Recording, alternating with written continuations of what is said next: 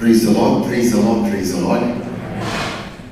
Your Excellency, Pastor Dr.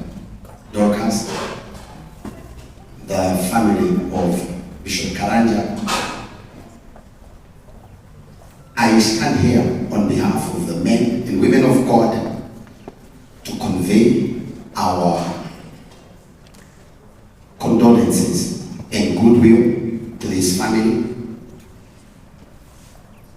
We have been with Bishop Philip Karanja, and I can only highlight one incident. Last year, Her Excellency Bishop Mark, myself, Bishop Philip Karanja, and two more, we were in a chopper going to Nakuru for some national prayers. And while in the air, Bishop Philip Karanja, you know, he's good in talking and he's good in speech. He was asking us, what is that and what is that in the air? And little did we know that we were in the air with him for the last time. The next time we shall be with him is when we shall be before the throne of God as we are being rewarded and being crowned. This man of God is a man who loved righteousness, purity, and sanctity. And he was a stickler to matters cleanliness and matters decorum. Sometimes he used to make fun with us. There's a time we were with Bishop Michuki and Archbishop Kibarabara. We have brought juice. All of us are taking the juice, but with Bishop Philip Karanja, he will lift up that juice and ask the waiter, what are the ingredients of this juice? So Archbishop Kibarabara was saying, as long as it has been prayed for, we better take it where it's supposed to be taken. But with Bishop Philip, before he takes the juice, he raises his up and he says, wait up. What are the components, the ingredients in the recipe of this drink? And we thank God because of him. We shall miss him. And we thank God for the solidarity of the clergy that we are seeing. Heavenly Father, in the name of Jesus, we want to thank you because of this day that the general in the body of Christ is going to be laid to rest. Give us peace, give peace to the family. Father, this was an important cogwheel in matters gospel, in matters ecumenical. Father, we pray that you are going to raise people who are going to fill the shoes of the men of God, especially when it comes to the great fellowship of the men and women of God. We want to thank you for this day, thank you for peace, and thank you for favor, and thank you for goodwill. Continue strengthening the family, and after the departure of Bishop Philip, may the Victory Churches answer to that name, Victory, Victory, Victory. We thank you and we honor you. In Jesus' precious name we pray.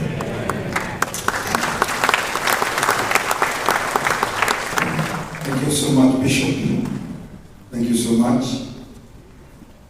Bishop Karanja, in 2021, wakati corona ilikuwa imechache sana, alikuja kwangu akaniambia, askofu, hatuwezi kufia manyumbani. Ni vizuri tuangalie wazee na askofu, kwa sababu we are so lonely, tutafutane tuanze kutengeneza fellowship. Tukaongea na hapo ndipo Askofu Karanja founded the Senior Spiritual Fathers Foundation.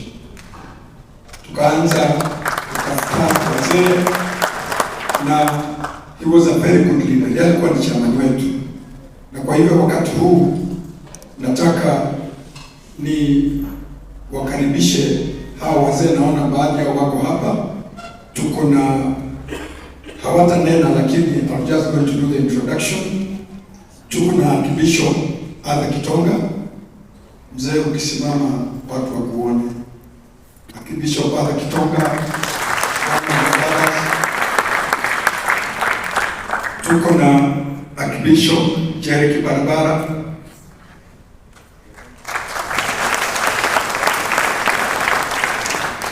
Tuko na Bishop Moffat Kirioba. Moffat ndio alikuwa deputy wa Bishop Karanja, na kwa hivyo sasa ndiye amechukua usukani. Sasa yeye ndio bosi wetu. Tuko na Bishop Stanley Michuki.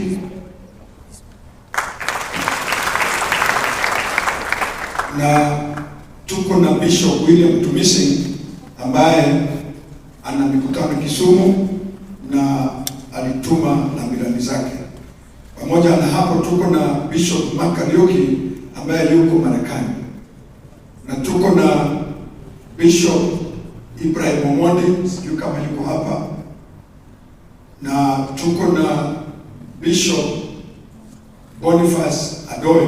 Tulikuwa wazee 12 ambao tulianza fellowship hiyo, na imeenda vizuri sana, na we have worked so well, na tumeanza kuona wazee wanaweza kusimamia kazi ya Bwana.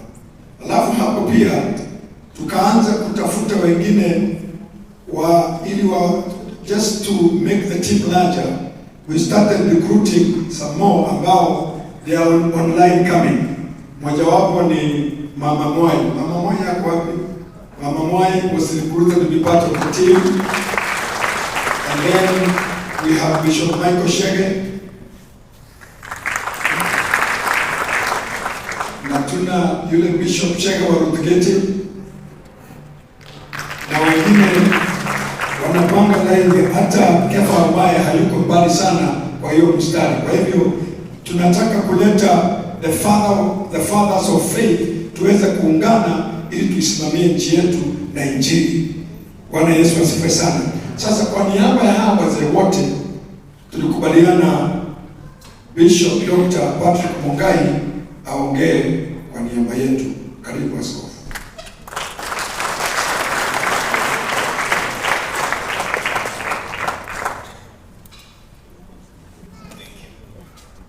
Good morning everybody. Na Bwana asifiwe. Mungu ni mwema. Nimeulizwa kuongea kwa niaba ya Church Fathers, na ni jukumu ambalo ni kubwa sana, kwa sababu ninaongea juu ya rafiki na ndugu yangu. Nianze wakati tulipokutana na Bishop Philip Karanja, ilikuwa mwaka wa 1974. Mimi na mke wangu tulienda Kitale kumtembelea ndugu wetu anaitwa David Jeya, the late now, na akatujulisha kwa ndugu wetu Philip Karanja. Nasi kutoka pale tukamwalika Eldoret, kwa sababu siku zile 1974 tulikuwa Eldoret tukianzisha lile kanisa la Eldoret Christian Center with the Kenya Assemblies of God. Na tulipoendelea tukamwalika huyu ndugu na akaja kututembelea, na ushirikiano wetu na yeye ukawa ni wa namna hiyo. Bishop Ndungu Karanja, baadaye tuliendelea na tumeona mengi ambayo haiwezi kusemwa kwa siku moja au kwa kipindi kimoja, ila huyu ndugu wetu Bishop Ndungu Karanja ambaye alifanyika chairman wetu alikuwa na mzigo mkuu sana, na akasema ni wazee, ni vijana wengi sana ambao wameanza kuitika habari za mahubiri, na ni vyema wazee tuchukue nafasi ili tutembee na wale vijana, kwa sababu tukiwaachilia vijana hawa wafanye peke yao hatutawadaumu.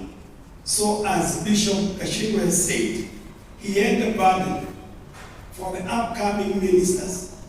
He was so deeply concerned.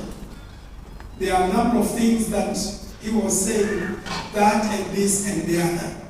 And when we came together, we did not only think about the young coming ministers, we thought about everybody, including us, because all of us require services for each other. Bishop Karanja, mimi nilipokutana na yeye tukiwa Eldoret na Kitale, tulipata urafiki wa kiajabu sana. Nilikuwa ni General Secretary wa Kenya Assemblies of God, na kwa sababu mimi niliopokea kanisa la Apostolic Faith, nikawaendea wa missionary Chairman Delma Kingslater, nikamwambia kuna kikundi ambacho sisi tuliopokea na kikundi kile hakina Bible school, na ninawaomba, and through my influence we were introduced to Moses Njuguna, who was the general overseer of the Apostolic Faith, and we were able to give training to the Apostolic Faith ministers with no cost, and that was real grace. Bishop Karanja, after attending the seminars and training, I was able, and we were able to meet together, and he became a member of the Assemblies of God. And at that point, we did put our DNA together, and you know how aggressive the fellow is. We said to each other, why don't we go to America? Wazungu wote wamekuja Amerika, wametoka Amerika, na sisi tutaenda Amerika. Na tukaamua tutaenda Amerika, tukaenda Amerika. Alienda kwanza, ama auto. Na alipoenda Amerika, nami nikaamua nitaenda Amerika, but I went to school. Na nilipoenda Southwestern Assemblies of God School, ile gari alikuwa akitumia kaniachia. Urafiki wetu na Bishop as a person ni kitu ambacho ni kubwa sana. Kwa hivyo, I feel a great loss. The man I have known for 50 years is no more. Mama Sarah and Mama Mombi and our children are great friends. And we have drawn from each other. Finally, Bishop Karanja, the chairman.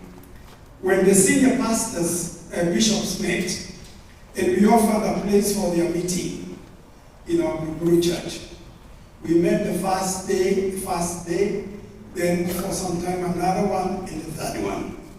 The third one, the Archbishop of Redeemed Church at the Kitonga, just passing said, "Wewe Bishop Karanja, you are our chairman," and he became our chairman.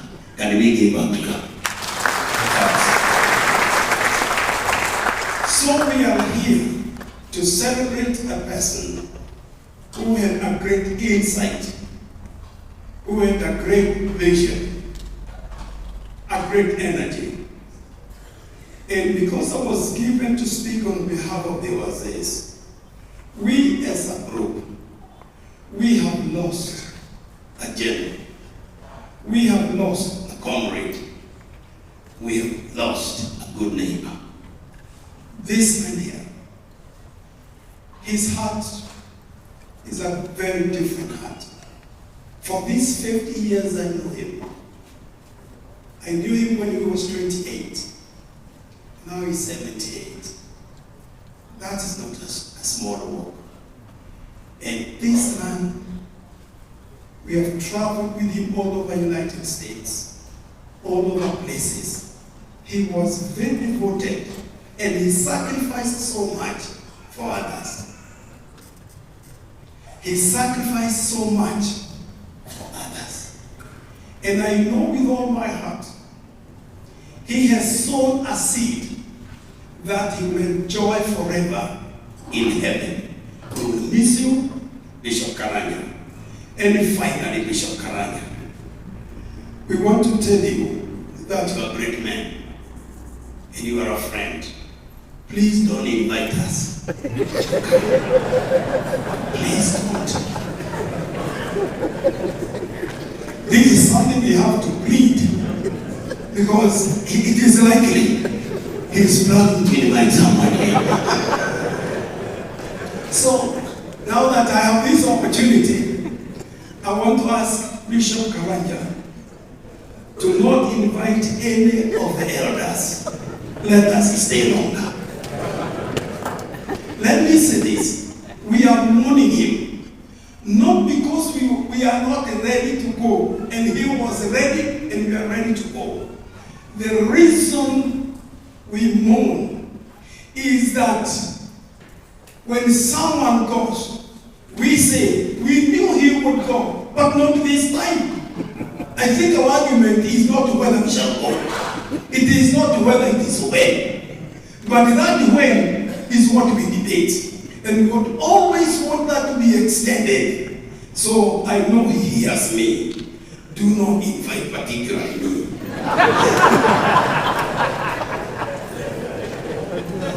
I please plead with you. You are not alone. Bishop Karanja, you have no loneliness there. We have Dr. Kayo visiting. Am I right? Yes. We have Bishop Mwanga from Kenya. Visit them. We have really come. If you work in the national people, you have Bonke visiting him. There is Dr. William. There is this other fellow we call Silas Owiti. He's our friend and he's there. Visit with such. I'm only proving a point to him that he has no reason to invite any one of us, and particularly me. Bishop Karanja, the list is long. You are not alone. You are not alone. Peter Njiri is there. Visit him. We have Charles Moyo. He is there. This will take another 30 years. And therefore, you are not alone. And you have Jesus with you. Ladies and gentlemen, on behalf of the fathers in the churches, we would want to ask Bishop Karanja to rest in peace. And on behalf of your friends, the church fathers, and your children, please stay with the people you have mentioned. Don't invite even your wife, even your children. Let them stay longer. With those few remarks, thank you so much.